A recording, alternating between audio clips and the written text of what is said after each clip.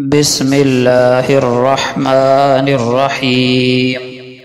ہم لوگ اپنے بڑوں سے بزرگوں سے دعائیں کرواتے ہیں اور اچھی بات ہے، کروانا بھی چاہیے کہ نیک لوگوں کی، بزرگوں کی دعا اللہ جل شانہ کے نزدیک مقبول ہوتی ہے، اور اگر وہ بزرگ ہمارے بڑے ہمارے لیے دعا کر دیں تو ہمیں خوشی بھی ہوتی ہے۔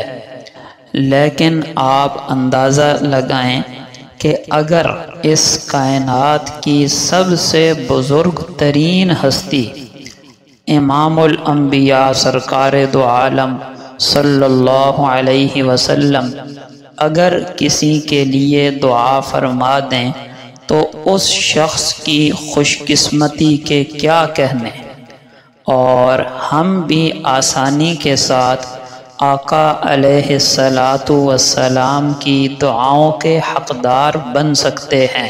کیسے؟ آج کے مختصر سے درس حدیث میں یہی بیان ہوگا۔ یہ روایت مشکوٰۃ شریف میں موجود ہے۔ رسول اللہ صلی اللہ علیہ وسلم کا پاک ارشاد ہے، نظر اللہ امرأ سمع مقالتی فوعاها وأداها كما سمع، یعنی اے اللہ تو اس شخص کو تر و تازہ اور خوشحال رکھ جس نے میری بات کو یعنی حدیث کو سنا، پھر اسے یاد کیا یعنی محفوظ کیا، اور جیسے سنا تھا اسی طرح بغیر کمی بیشی کے آگے پہنچا دیا۔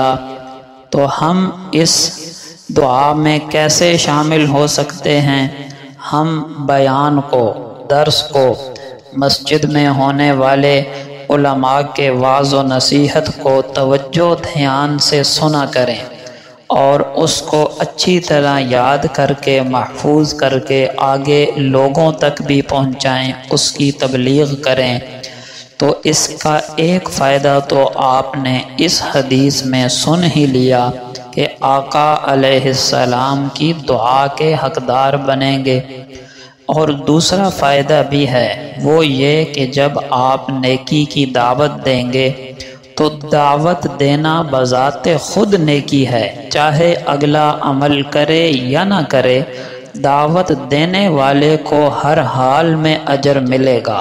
دوسرا فائدہ ہو گیا، اور اگر وہ آدمی آپ کی دعوت سے عمل کر لیتا ہے تو اس کے عمل کا اجر بھی آپ کو ملتا رہے گا۔ تیسرا فائدہ، اور چوتھا فائدہ بھی سن لیں، اگر وہ صرف عمل نہیں کرتا بلکہ عمل بھی کرتا ہے اور آگے دوسرے لوگوں تک بھی اس پیغام کو، اس بات اور دعوت کو پہنچاتا ہے، جس کے نتیجے میں اور لوگ بھی اس پر عمل کرتے ہیں، تو جب تک یہ سلسلہ چلتا رہے گا اس وقت تک اس پہلے بنیاد بننے والے آدمی کو اجر و ثواب ملتا رہے گا، چاہے یہ مر جائے اور قبر میں پہنچ چکا ہو، اور قبر میں بھی اس پر سینکڑوں سال گزر چکے ہوں، لیکن اس کی نیکیوں والا میٹر چلتا ہی رہے گا،